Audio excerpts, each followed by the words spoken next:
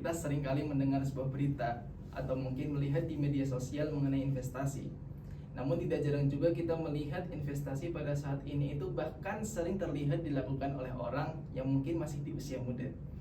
Dan pernahkah Anda membayangkan menjadi investor di usia muda yang memiliki kekuatan dan kemampuan finansial yang masih bisa dibilang kategori umurnya itu masih kecil? Atau mungkin biasa kita ketahui pemuda atau Gen Z itu hanya seseorang yang mungkin menghabiskan uang atau hanya menjadi konsumen aja. Namun faktanya, data menunjukkan dari catatan PT Bursa Efek Indonesia menunjukkan jumlah investor pasar modal Indonesia itu tembus 12,16 juta orang pada tahun 2023. Angka ini naik 18% atau 1,85 juta orang dari 2022 yang sebesar 10,31 juta investor.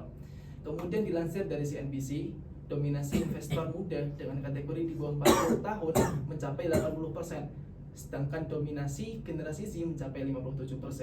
Dan berdasarkan data PT Custodian Central Efek Indonesia atau KSEI, per 8 Agustus 2023, investor dengan usia di bawah 30 tahun tercatat sebesar hingga 58% dengan total aset hingga 50,8 triliun rupiah. Fakta ini menunjukkan bahwa sudah banyak para pemuda dari Gen Z yang melek untuk berinvestasi. Mungkin saya akan sedikit bercerita mengenai kisah salah satu pemuda yang menuai kesuksesan sejak dini dengan hanya investasi.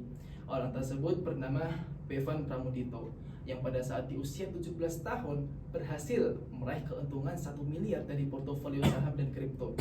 Bevan mulai investasinya sejak usia 15 tahun dengan modal hanya 1 juta rupiah. Ia belajar secara otodidak melalui internet dan buku.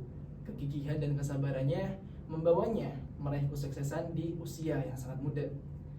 Dalam hal ini, saya ingin menyampaikan bahwa sebenarnya generasi muda itu memiliki potensi yang luar biasa untuk menjadi investor yang sukses dan pemimpin keuangan di masa depan. Kita perlu memperdayakan mereka dengan pengetahuan dan keterampilan yang tepat. Lalu kemudian muncul sebuah pertanyaan. Apa saja sih yang menjadi faktor untuk mendorong kebangkitan investor muda?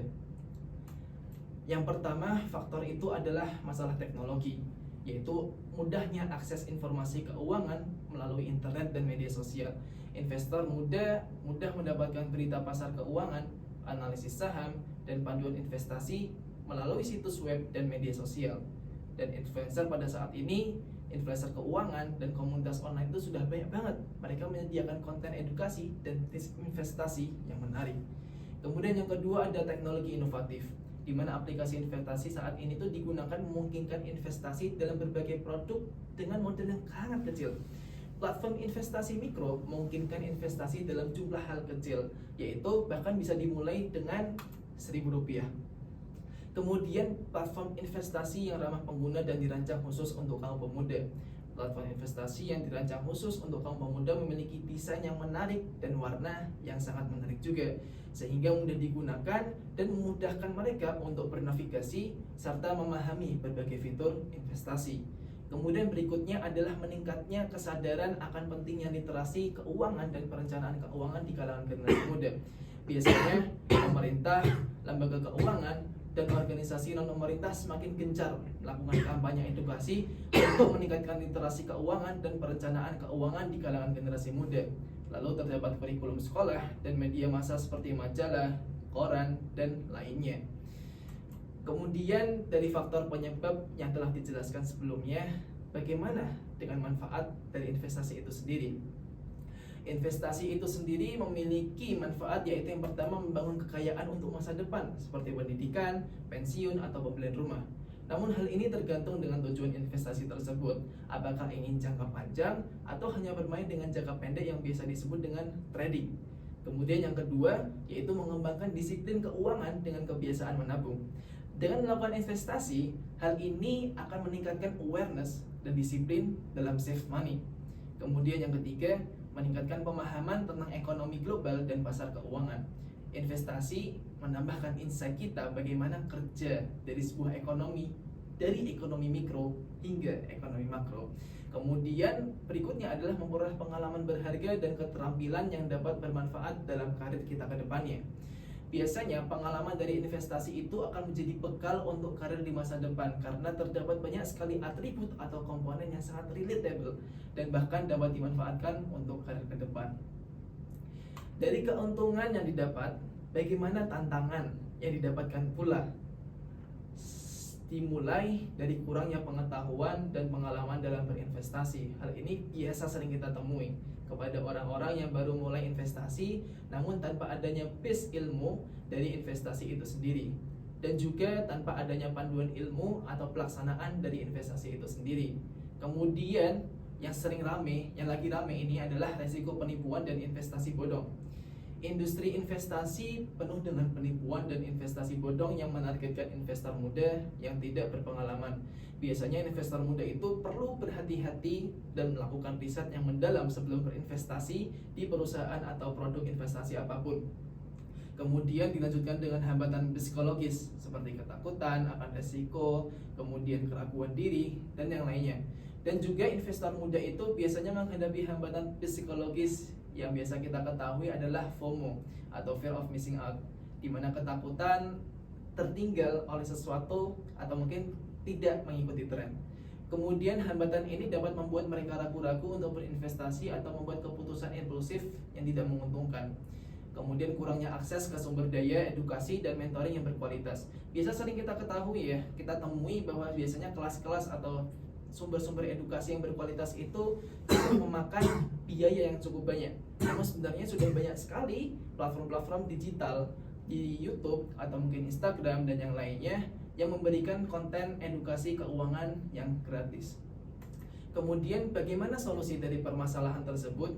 Menawarkan solusi untuk mengatasi tantangan tersebut itu seperti halnya pendidikan keuangan yang komprehensif dan mudah diakses bagi kaum muda, di mana memberikan edukasi keuangan yang komprehensif dan mudah diakses bagi kaum muda seperti melalui kurikulum sekolah, kemudian seminar, dan platform online, serta meningkatkan pemahaman tentang investasi, resiko, dan strategi investasi yang tepat. Kemudian yang kedua adalah program mentoring dan pendampingan dari investor berpengalaman. Hal ini sangat perlu karena menyediakan program mentoring dan pendampingan dari investor berpengalaman itu digunakan untuk membantu investor muda dalam memulai dan mengembangkan investasinya. Lalu kemudian membangun komunitas investor muda untuk saling berbagi perpengalaman dan pengetahuan.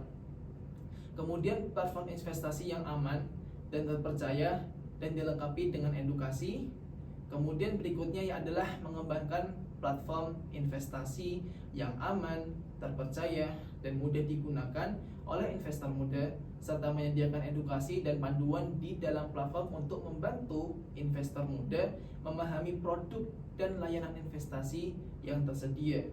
Kemudian kebijakan dan regulasi yang mendukung partisipasi investor muda digunakan untuk menerapkan kebijakan dan regulasi yang mendukung partisipasi investor muda itu seperti keringanan pajak dari intensif yang lainnya. Kemudian lalu meningkatkan perlindungan konsumen untuk memastikan keamanan, transparansi dalam industri investasi. Dari solusi ini terdapat salah satu program yang berhasil dilakukan dalam memberdayakan investor muda, yakni dinamakan program dan inisiatif seperti halnya Sekolah Pasar Modal atau SPM di Indonesia, yang dimana telah terbukti efektif dalam memberdayakan investor muda. Hal ini dibuktikan dengan peningkatan jumlah investor muda, literasi keuangan, partisipasi di pasar modal, dan terjadinya komunitas serta influencer keuangan muda. Keberhasilan ini dapat dicapai melalui edukasi yang mudah dipahami, simulasi investasi, dan kerjasama dengan institusi pendidikan. Dengan terus mengembangkan program-program edukasi dan literasi keuangan, Bursa Efek Indonesia pun dapat membantu lebih banyak investor muda untuk mencapai kesuksesan finansial di masa depan. Partisipasi investor muda di pasar modal itu sangatlah penting untuk masa depan ekonomi Indonesia. Oleh karena itu, perlu adanya kolaborasi antara orang tua, pendidik, dan pembuat kebijakan. Orang tua dapat memberikan edukasi keuangan di rumah, pendidik dapat memasukkan materi pasar modal di sekolah, dan pembuat kebijakan dapat mendukung program edukasi dan menciptakan lingkungan yang kondusif bagi investor muda. Dengan kolaborasi ini, kita dapat membangun generasi muda yang melek keuangan dan siap berinvestasi untuk masa depan yang lebih cerah. Kebangkitan investor muda di Indonesia itu dipicu oleh akses mudahnya informasi, teknologi inovatif, platform ramah lingkungan, dan literasi keuangan yang meningkat. Investasi menawarkan berbagai keuntungan seperti membangun kekayaan, disiplin keuangan, dan pemahaman ekonomi global serta pengalaman yang berharga. Namun, seperti yang saya sampaikan sebelumnya, terdapat beberapa tantangan seperti kurangnya pengetahuan dan pengalaman, resiko penipuan yang mungkin bisa dibilang besar, kemudian hambatan psikologis seperti yang saya sebutkan sebelumnya, dan akses terbatas ke edukasi. Solusi yang diperlukan adalah edukasi keuangan yang komprehensif, program mentoring, platform investasi yang aman, dan kebijakan yang mendukung. Oleh karena itu, mari wujudkan masa depan cerah dalam investasi, bahkan dalam jumlah kecil. Mungkin langkah pertama yaitu bisa dilakukan dengan pelajari lebih lanjut tentang keuangan dan investasi. Banyak sumber daya tersedia seperti buku, artikel, seminar, dan webinar. Manfaatkan teknologi untuk mempelajari berbagai strategi dan produk investasi sesuai dengan profil risiko Anda. Kemudian yang langkah kedua yaitu dukung inisiatif yang memberdayakan investor muda. Ikuti program edukasi dan mentoring, bergabunglah dengan komunitas investor, dan dukung kebijakan yang mendorong partisipasi investor muda.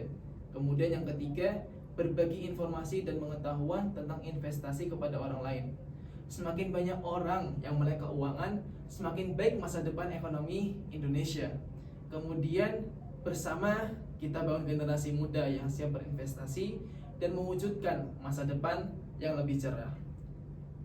Kemudian ada salah satu kalimat dari Bapak investor agung yang biasa kita ketahui adalah Warren Buffett. Pernah berkata bahwa price is what you pay, value is what you get. Yuk, mari berinvestasi sekarang. Sekian dari saya, Diva Mahardika. Sekian, terima kasih.